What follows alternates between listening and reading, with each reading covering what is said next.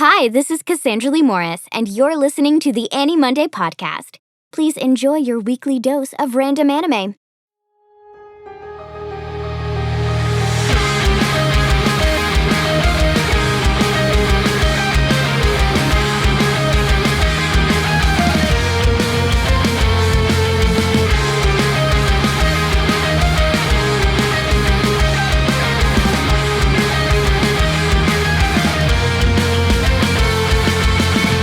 Hello, and welcome to the AniMonday podcast. My name is Colin Hemphill.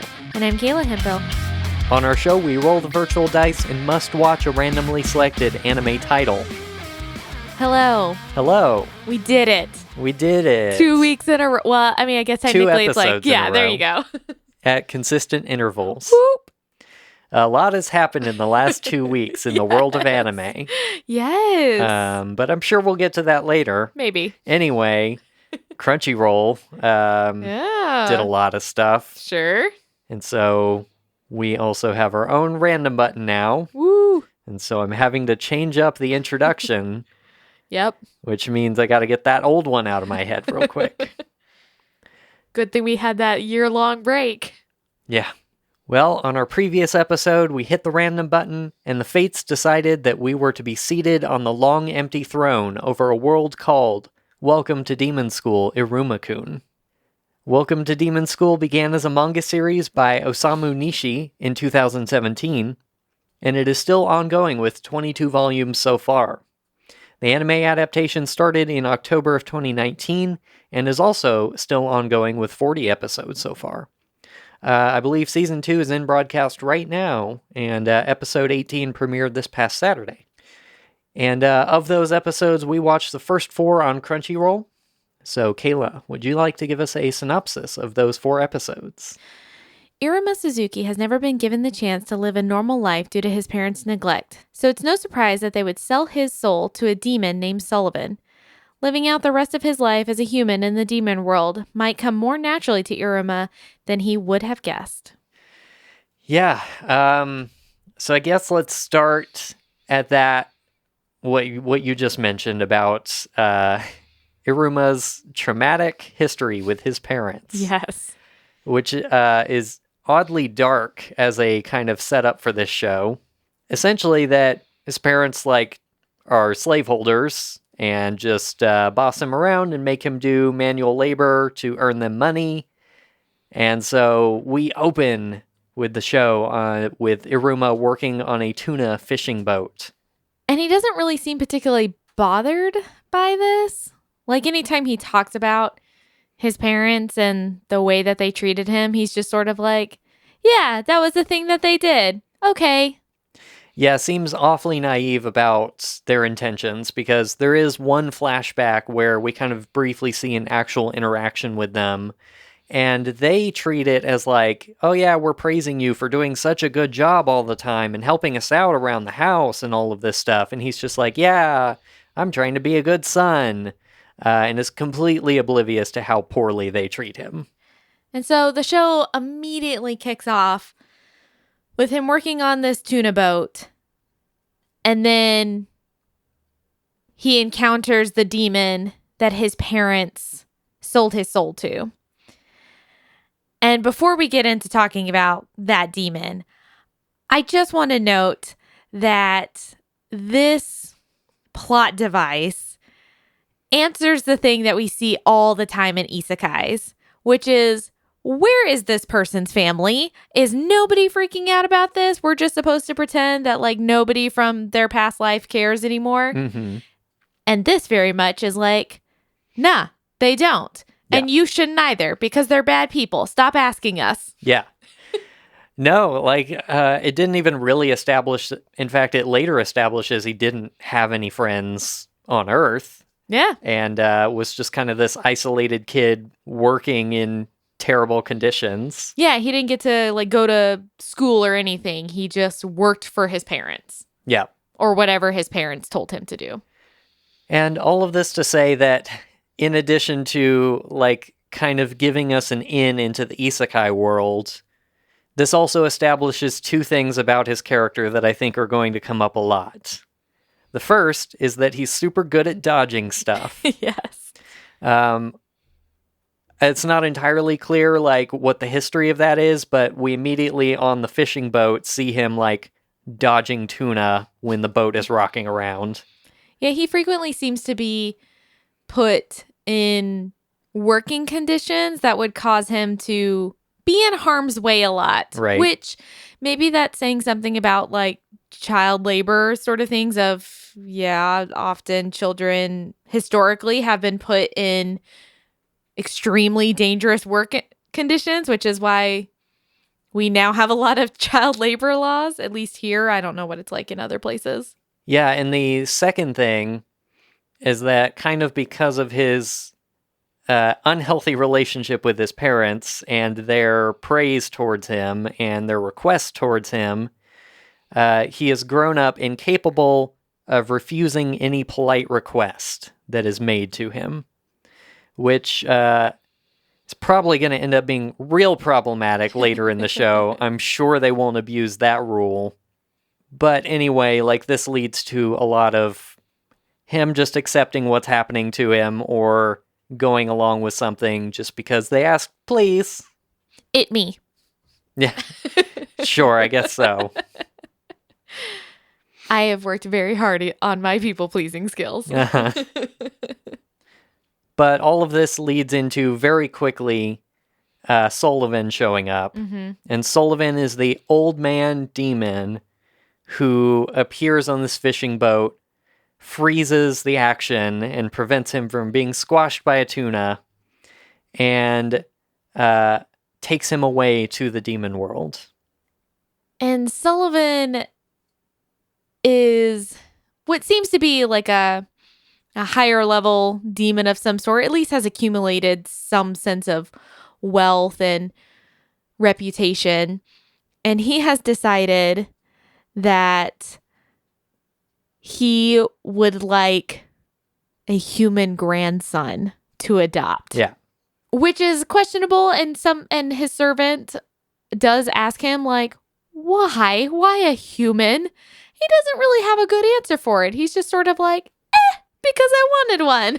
Yeah, and Sullivan, up to this point in the show, 4 episodes that we watched, plays this off like he really genuinely cares about Iruma, wanted his whole life to have this grandson, and so he lavishes him with gifts, and he puts him in these nice quarters like he has never experienced in his life. And he loves like taking pictures of him and I'm gonna send you off on your first day of school. Yes.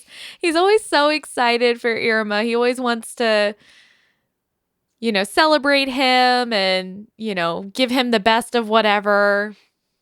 Yeah, and so, like, we don't know, are his motivations to accumulate more power by subjugating this human? Who knows? We've got several seasons to probably figure that out. I'm going to probably think that it's not as malicious as it comes off. He does come off a little naive of just like, I keep putting Iruma in harm's way because of what I think is best for him. But I was thinking back, and Sullivan, unlike a lot of the demons, has a lot of knowledge about humanity. Like, he understands certain concepts that other demons have never heard of. I think Sullivan actually has a lot of faith. Like, I think he might understand something about, like, humans and their power, like, in the demon world, if they ever, came to the demon world. And I think he is totally trusting Iruma to just be successful. Yeah. But at the same time, he is a demon and he's doing demon stuff. True. Like, he's sending Iruma off to school, but they don't have normal human schools. They've got a demon school. Mm-hmm. And so his advice to Iruma is, don't let anyone know you're human because they'll eat you, definitely. And so we pretty quickly get Iruma into the opening ceremonies at school. And Sullivan somehow coerces him into giving the opening speech for the entire class. Mm-hmm. much to the disappointment of the actual top of the class, Asmodeus. Mm-hmm. And in the process of giving the speech, Iruma accidentally starts reading from a spell book, a very dangerous curse.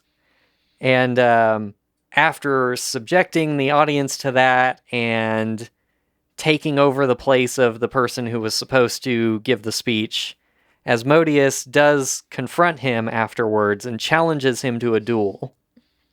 And Asmodeus is kind of set up to be like, oh, this is going to be your big rival who immediately has a problem. Yep.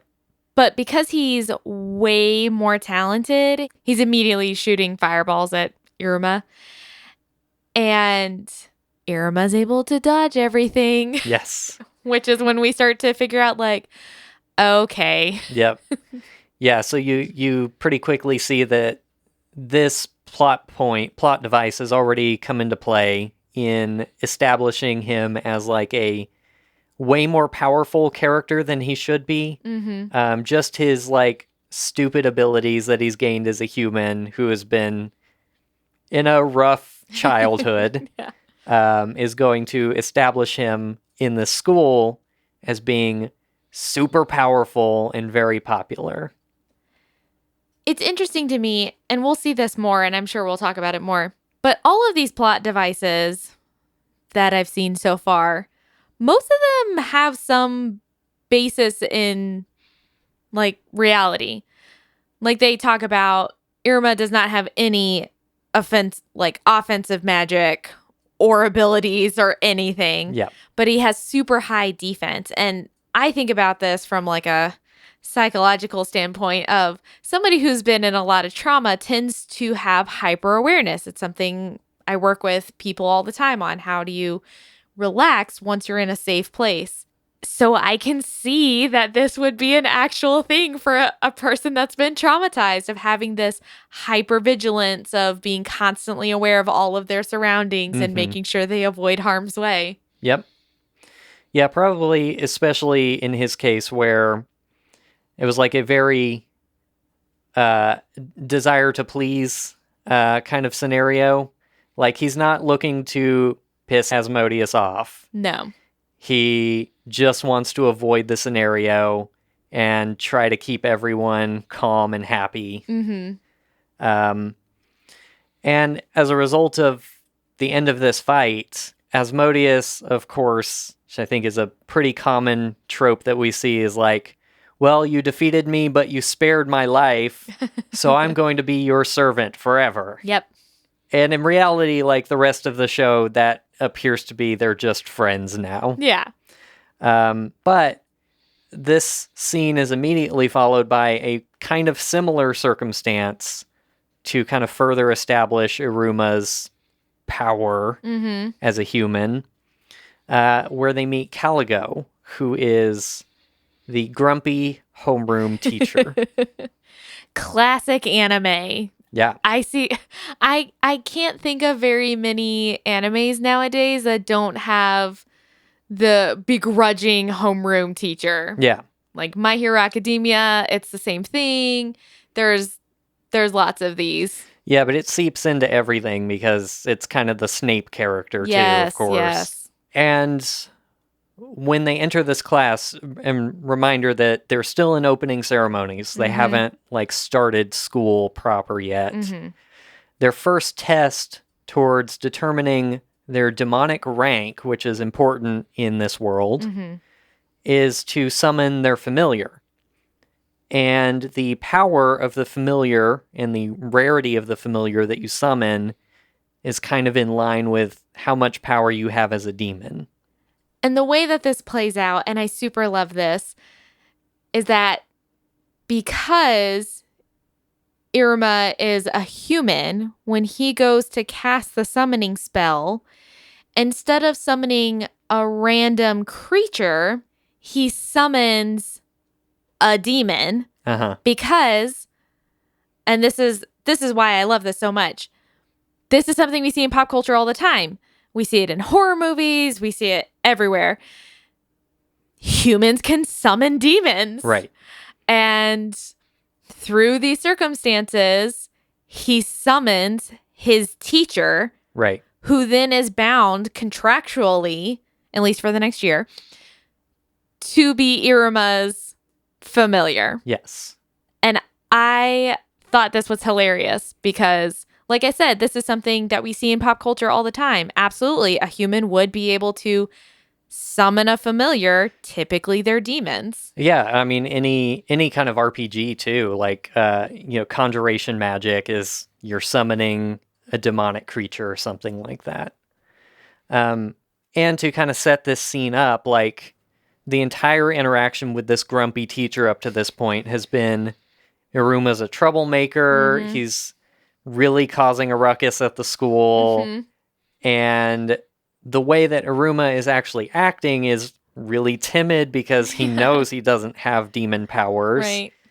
He knows that he's not powerful, and he knows that if he tips anyone off to being human, he's going to be eaten. Mm-hmm. And so he's going out of his way to not cause trouble and to not start something. And every time he tries that, he ends up causing more focus on himself. Mm-hmm.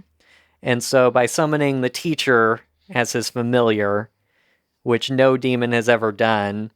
Because demons can't summon demons. At least that's what people thought. Right. But now everyone realizes, oh, you can summon a demon. He must be so powerful. Yeah, he must be the most powerful person ever. Alive. Yeah. And of course, Grumpy Teacher is now way more grumpy. But because he turns into a cute little bird. he turns into a fluffy bat creature, yeah. It's a fluffy, like the body of like a little baby penguin or a little baby chicken with bat wings. It's adorable. Yeah. I love it. It looks very much like a woobat. Smaller nose, but yes. Yeah, kind of along those lines if you're familiar with the Pokemon. And that's, of course, not particularly flattering for this teacher who's trying to assert himself as, someone that they should be listening to. And a part that I'm sure is going to come up more later is that if familiars disobey their masters, punishment gets rained down on them from on high. Yeah. Some lightning or something just strikes them. Right. And so this teacher is now contractually obligated to not disobey, but still teach Iruma. Yep. So I'm sure that'll come up. Plenty.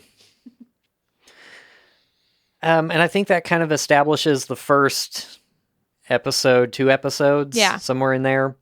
And then we get a whole episode devoted to a new character that they meet, kind of after their first, I guess it's still before they enter their classroom and start classes. Mm-hmm. But we meet Clara, who we've seen this character, obviously, like in the intro and outro animations. She's going to be a main character through this show. And we've seen her kind of poking around different scenes, but she hasn't interacted with them up to this point.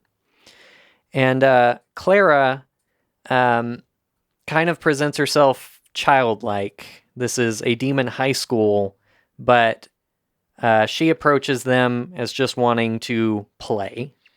She has a golden retriever personality. Yeah, that's about it. And so she subjects them to hours on end of playing games and making pretend and things like that. Mm-hmm. And we also learn that she has an ability. I don't know if it's part of her clothing or if it's inherent to her powers as a demon, but she can reproduce any object or item that she has seen from her pockets. Mm-hmm. And this to me indicates that she is probably the most powerful person in this universe.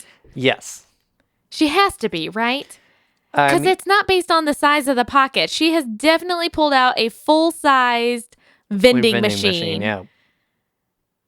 I always have a question with these powers, though. Is it, based on what they actually physically have seen, or can they like flip through a picture book of like, if you had a dictionary with all pictures, could you just...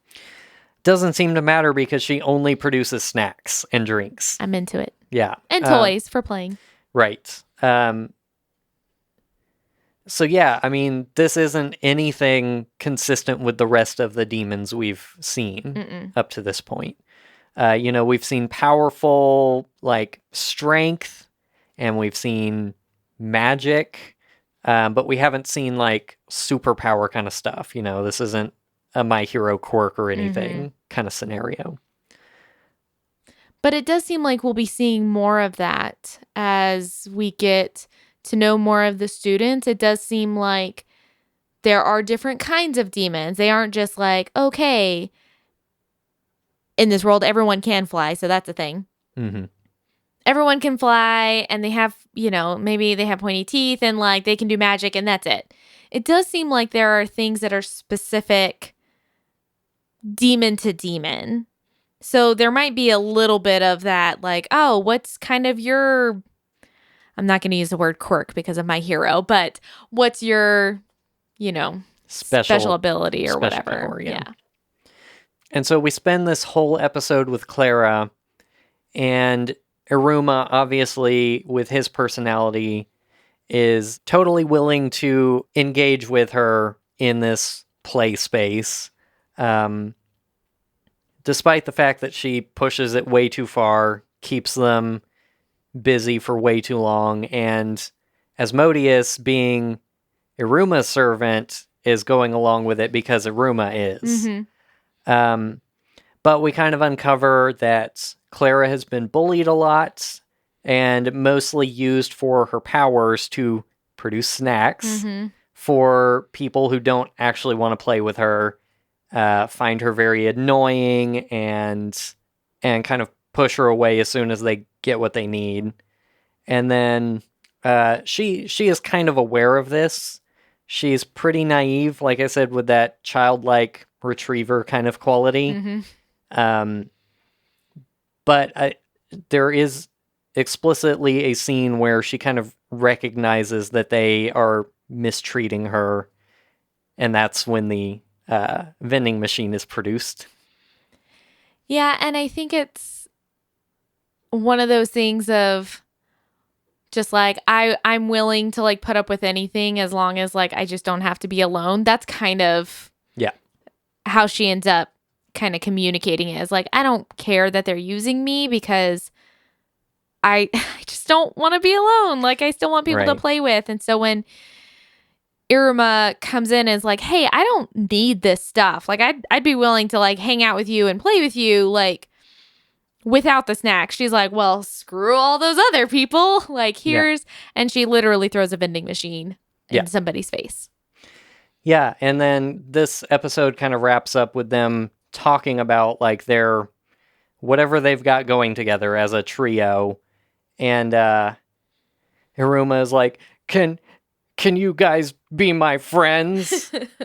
Like an anime character. And they're like, friend? What is that? What is this? So that's apparently not a demon thing.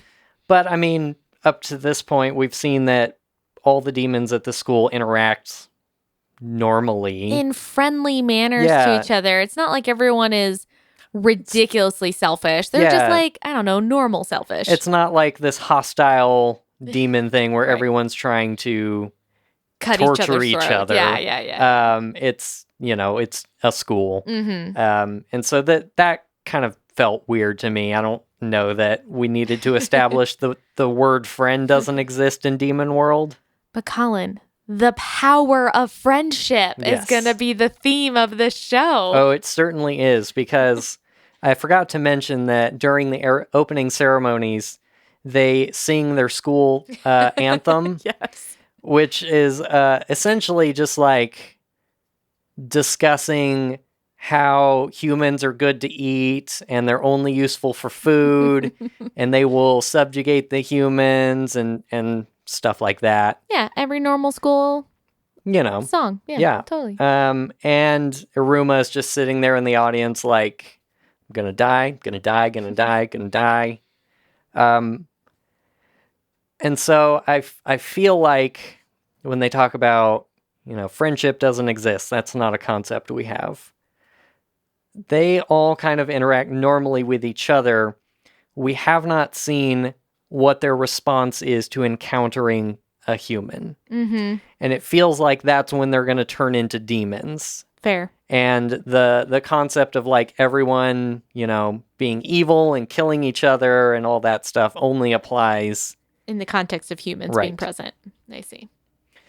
I can only imagine the rifts in friendship when they start to uncover that Iruma is a human. Nah.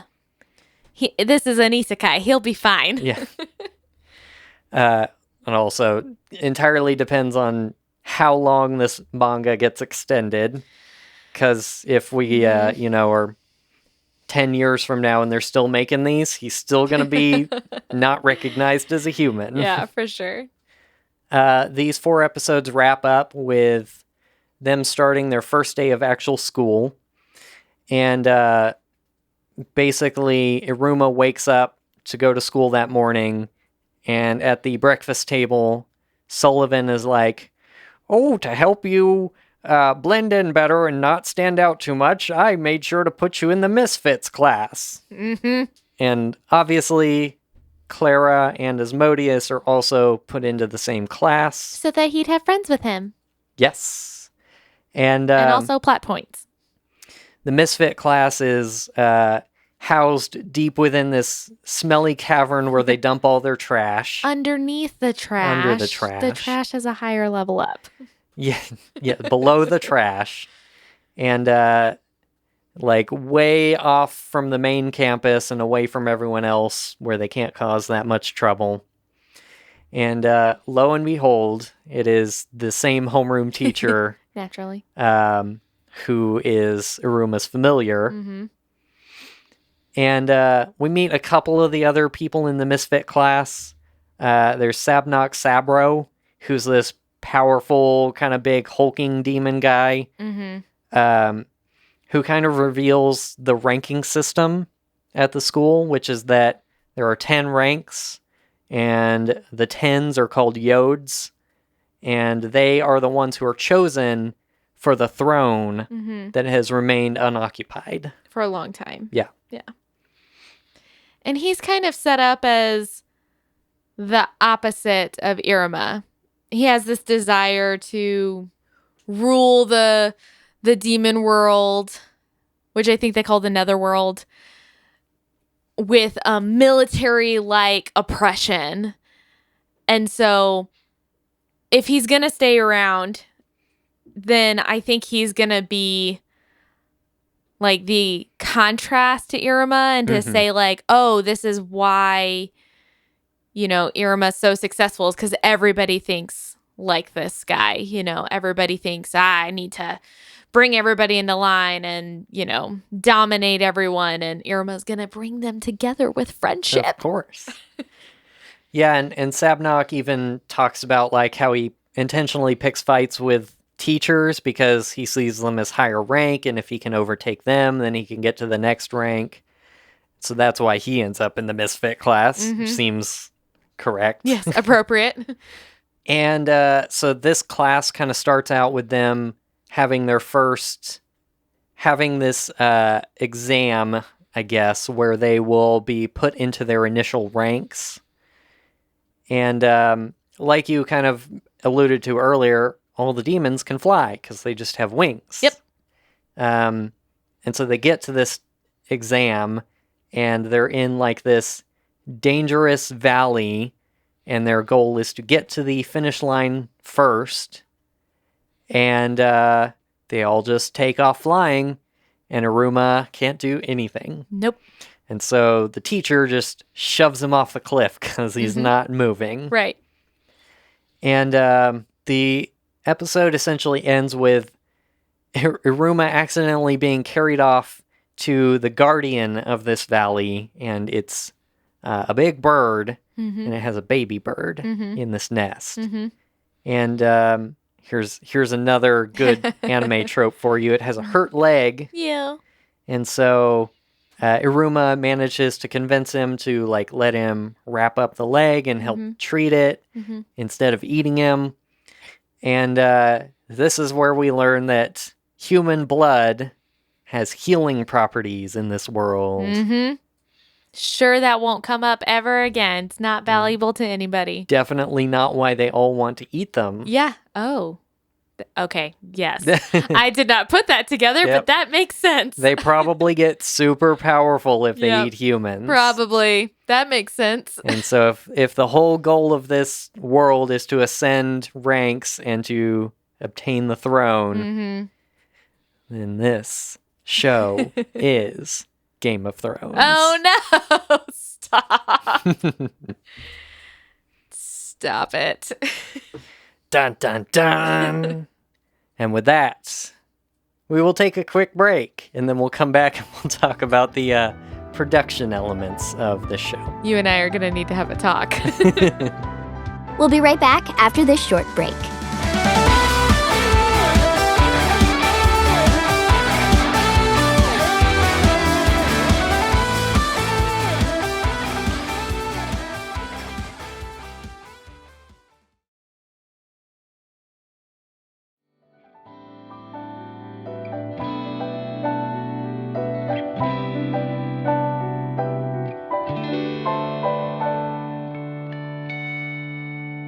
Welcome back to the show. Okay.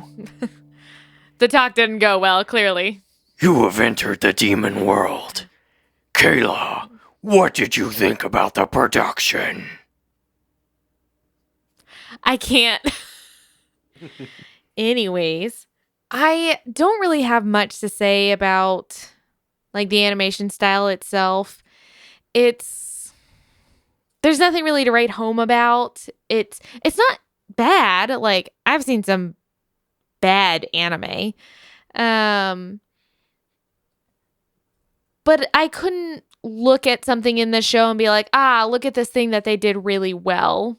It's pretty standard. The thing that probably stands out the most to me is in the character designs. The first big thing I would probably note is that all the main characters are color blocked. So Iruma is blue. He has blue hair, blue eyes. Incidentally, the uniforms that they wear are also blue. Clara is green. She's got kind of a watermelon thing going on too. Yeah, because the girl's uniform is pink, so she's in green and pink. Asmodeus is pink, so he has pink hair and pink lashes. And he wears a different uniform, so for some unknown reason. It's like in Persona where they all just wear not the school uniform. Yeah, unless you're background characters, and then absolutely you just wear it. The teacher, Caligo, is purple. And I don't know if he's a main character, but the fact that he's color blocked has made me believe that he is, but Sabro is yellow. Yeah. So the only main character that I've seen that isn't color blocked is Sullivan. Right. And that's mostly because he doesn't have any hair or eyes. He just has like he wears glasses, so he has like lines through his glasses. Yeah. But I would probably guess his color would be white because he wears white and purple, so his hair's probably white. I mean, also that his defining feature is that he's old. Yeah. And so it's pretty easy to spot him amongst the high schoolers in the rest of the show. So usually when I see color blocked people, and there are some more that we haven't met yet, but I've either seen them in the background of scenes or I've seen them in the intro and outro, they are also color blocked people. Usually when I see color blocked characters, I think this show is designed for kids because they want kids to be able to distinguish characters very easily. Like, think of any of the Super Sentais, Power Rangers, you can go into the history of the Disney princesses and why they're color blocked the way that they are. It's a lot about character recognition. But from everything that I've seen, this show is still designed for teenagers. Yeah, and I think this probably, you could probably gather this from our discussion about the story, given that we had an entire episode just about Clara wanting to play. Yeah. And making friends and being bullied. Like, there are a lot of young themes in this show. Yeah. And I think, like you said, the character designs kind of are some of the strongest indicators that, like, maybe this is for a younger audience. Because they're very childlike. There's nothing sexualized about basically any character. Yeah. And yeah, overall, like, there hasn't been anything like wildly inappropriate or anything like that. It has been kind of like towing this line a little bit, to where it's not super, it's not an educational show. It's not that kind of thing. Right. But maybe on the younger side of like a shonen audience. Yeah. I could see that it might start gearing up if they increase the violence, which is something they tend to be more sensitive about with ratings. In other cultures, they tend to rate things higher for violence than we do here in the States. So it could be that the show ends up depicting more violence. It hasn't really depicted any so far because Iruma's really good at dodging. The only other thing I would say about character design is that Iruma is Sonic the Hedgehog. Yeah. And has basically the same powers. Yeah. At some point, he does roll into a ball with blue. He's all blue. He's a ball, and he has spikes because his hair is also somewhat spiky. He has huge eyes. He is blue. He can dodge anything. He is Sonic the Hedgehog. Yeah. And he has a very active ahoge. Also, I've seen this in the intro, and he hasn't gotten it yet. He does wear a gold ring. I'm just saying, He's Sonic. Yes. Yeah, for sure. The only other character design thing I'll mention is with Sullivan, something that they do with him frequently is when he goes into grandpa mode, when he's like real proud of Iruma and very excited for him, he'll turn into like this egg kind of shaped character. And that's real fun and cute. That's all I had to say. It's the best. I want like a squishy version of him. And also a plush of the teacher in his familiar form. Yes, both of these things I want. Otherwise, my last production note I would say is about the intro and outro, mostly about the music. The animation is pretty consistent throughout the show, but the intro and outro music is rough, especially the intro. I am not into it. It's this weird pseudo hip-hop pop song. It's extremely repetitive. I have no idea what they're saying because it doesn't translate. Yeah, the subs for the theme song are not in English. They're still in kanji. So I definitely can't understand it when it's in kanji. Yeah, hiragana or whatever. Mm-hmm. The outro's a little better. It gives me some major Kobayashi intro vibes. I don't know if that's because we've been watching the new season of Kobayashi. It's mostly just the female characters like singing this cutesy song together, which that's how the intro for Kobayashi is. It's better. It's not great, but it's better than the intro, which is not good.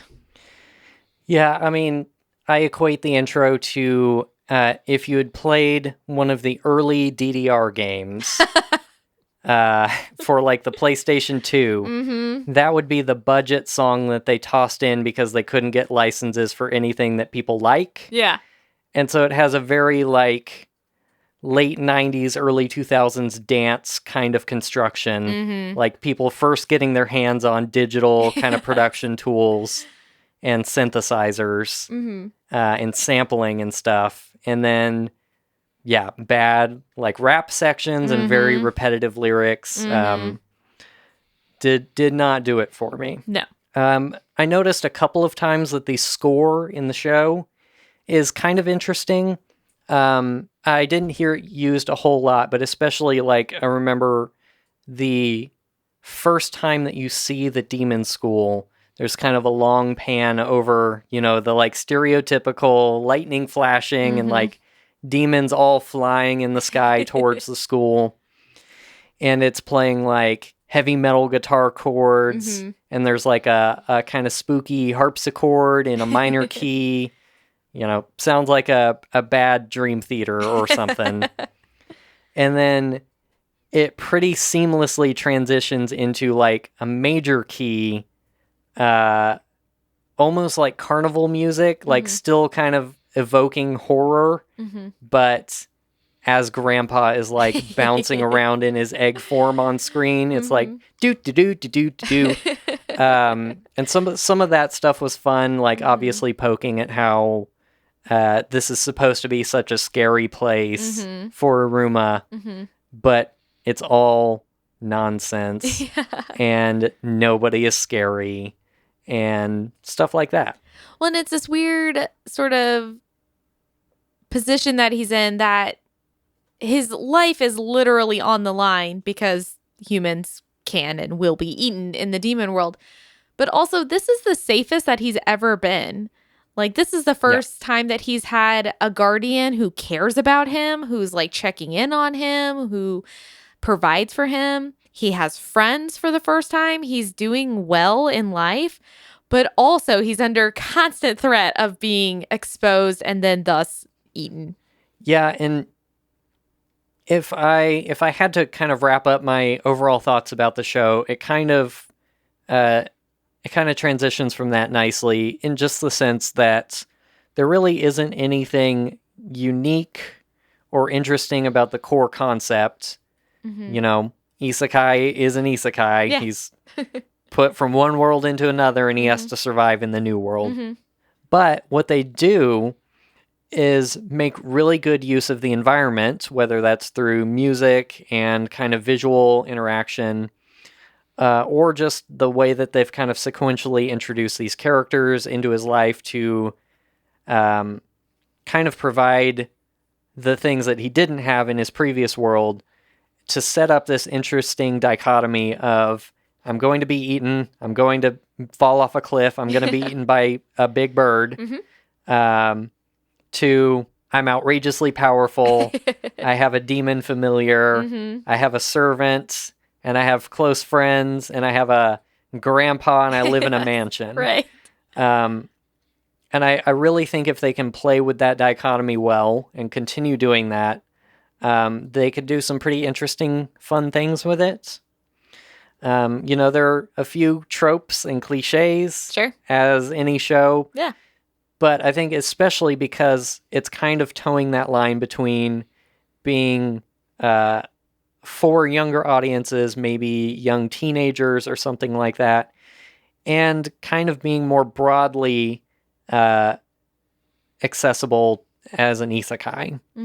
And this is not, Konosuba or anything like that. Yeah.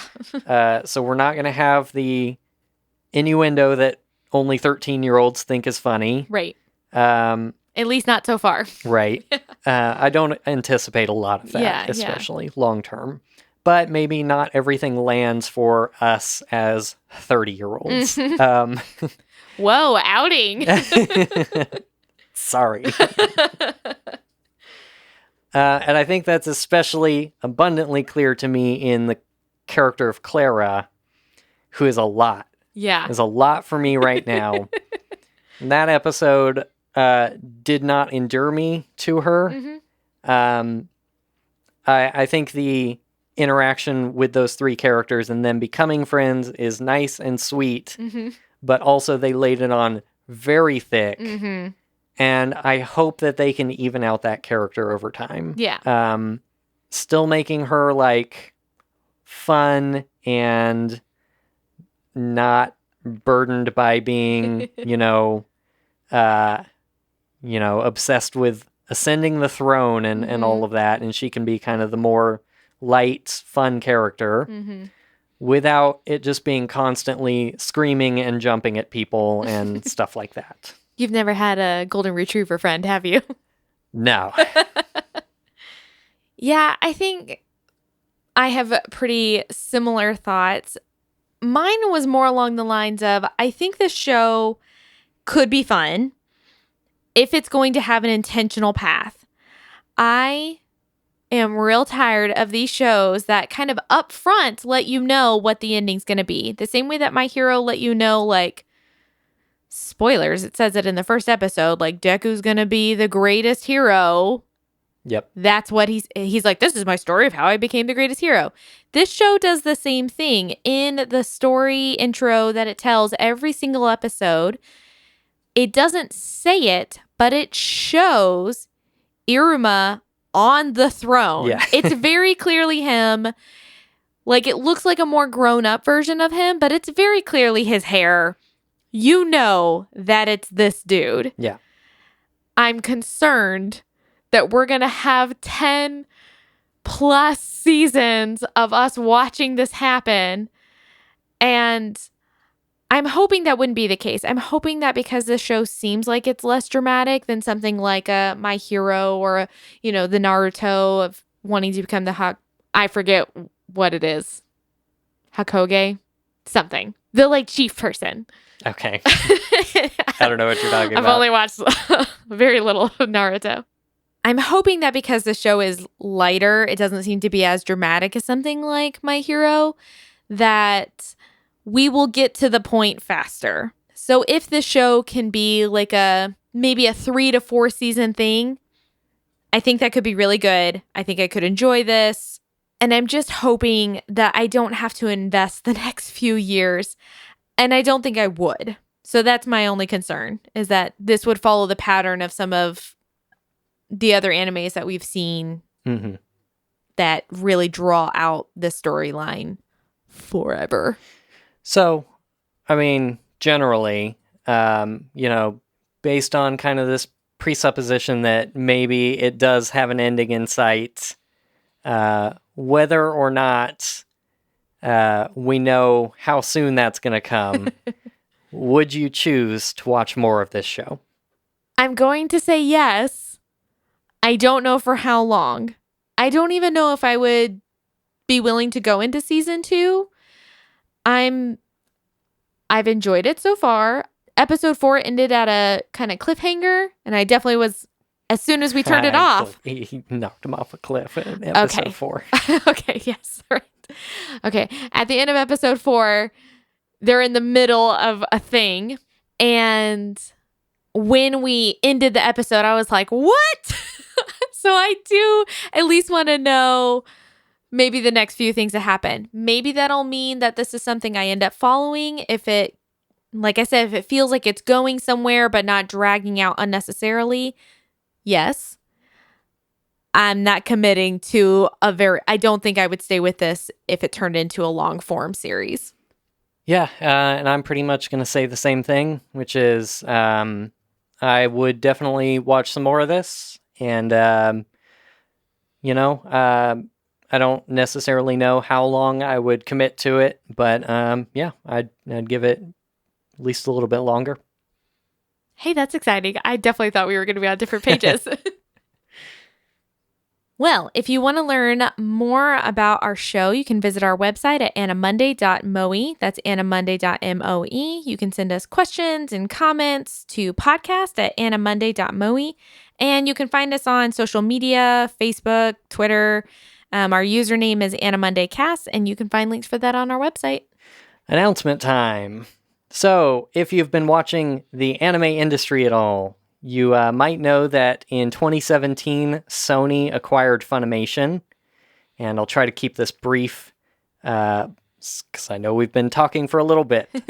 But there had been talks also that they would eventually also acquire Crunchyroll. That deal did complete last week. So, officially, Funimation and Crunchyroll are now one company under the Sony banner. This has happened sort of once before. When Crunchyroll launched Verve in 2016, they partnered up to offer both services available under one fee through Verve. Yep. And then when Sony acquired them the next year, they were like, nope, you're not doing that. And that's why they're separate apps. They pulled Funimation off of Verve. And so now Verve is way less useful. Yep. But the good immediate news of this acquisition is that they have said they will be combining the services at some point in the near future, meaning you pay one time, you get access to everything that's been in Funimation and Crunchyroll because they own all the licenses now. Mm-hmm. The bad news is, there's probably going to be a lot of work to get Kitsu up to date. Yep. To make whatever database things need to happen and migrations to make that work. Mm-hmm. And so the randomizer is probably going to be a little funky eventually. Yeah. But that does allow us in the future to have more anime that we could randomly encounter. Yeah. Which would be great because there is lots of stuff on Funimation that we watch in our off time, and maybe, we'll have a chance to roll some of those and get some more dubs in there, which I know we appreciate sometimes. Yeah. But long term, shield yourself because it's going to get expensive. Yes. Capitalism's going to win. Yeah. And they're secretly going to make you pay more with their monopoly. We're sorry. And we'll try, as these things happen, we'll try and figure out how to make it the most accessible, either if that means, keeping something like our random button on the website, whatever it means, we'll let you know any changes that we make on our end. Yeah, because we've always wanted this to be something that, we didn't want to randomly roll on Netflix and Hulu and Crunchyroll and Funimation and High Dive or whatever, and all of these places, and then talk about them and then you not be able to go watch them. Right. So with Crunchyroll kind of being one of the larger databases and them having the random button, we just went straight for that. And so now this will give us a little bit more wiggle room. Mm-hmm. So I guess final plugs for the show. Do check out the randomizer at animonday.moe/random. I've made some updates there that I think you will enjoy. There's some permalinks, and you can now look at like related series and stuff like that. And so that is growing nicely. Finally, thanks to C2A for providing the intro and outro music for our show, which come from the Senpai 2 EP, which is available on his Bandcamp and other major streaming services. But do definitely go listen to Senpai 3 because it is a masterpiece of It's super great. Of very, very fun anime-inspired music. Are we ready to roll? I believe so. I have not bookmarked my own randomizer, so I'm having to type that in right now. Shame. All right. Random button in 3, 2, 1. I always look to your face, and your face is very... I don't like this face. What is this face? Okay. Our anime for the week is Digimon Fusion. No! No! Why? Oh, man. I gotta find the first episode. I have only seen, like, classic original Digimon. I barely watched original Digimon. I don't know how to actually say his name. I only know it as Tai. Taiki? I'm going to say Taiki. And the first episode is Taiki Goes to Another World. Digimon Isekai. Wait, but I thought he already went to the other world. So I don't know anything about Digimon. Oh, geez. Yeah. Oh, boy. Back to, okay, so speaking of children's anime. I was not in the right demographic for this when it came out. Mm-hmm. I was too deep into Pokemon. I didn't get on the Yu-Gi-Oh train, and Digimon just missed that window for me. So, yeah, I mean, all of my friends were Pokemon as well, and I think we talked about Digimon and tried to watch it a couple times, and it did not click. But I know there are hardcore people who say Digimon is better. Sure. Whatever. Telling me that you can compare it all to the games, especially. All right. Well, we'll try to go into this open-minded, Colin. Guess so. Oh, man. 90s throwback. I'm ready. Change into life. I guess it's not 90s. Is this 2000s? Oh, man. I keep thinking everything was the 90s and that the 90s were like 15 years ago. Well, Fusion, I guess, started in 2010. Oh, jeez. So Well, this is definitely a newer series. I don't know if we need to know anything about Digimon going into it. I was definitely a full-grown adult at that point, Yeah. so. Whew. All right, well, that's going to do it for us this week. Mhm. Thank you for joining us. And yeah, we appreciate it. We're glad to be back for 2 episodes in a row. And let's make it a third. Okay, All right. bye. Bye.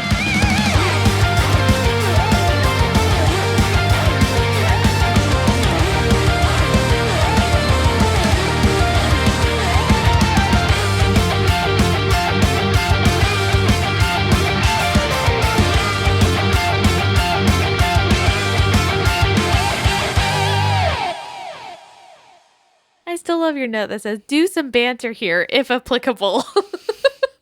That's not what mine has anymore. What does yours say? Mine just says banter. Sometimes I write something next to banter. Oh, you come with pre-banter? Yeah. Okay.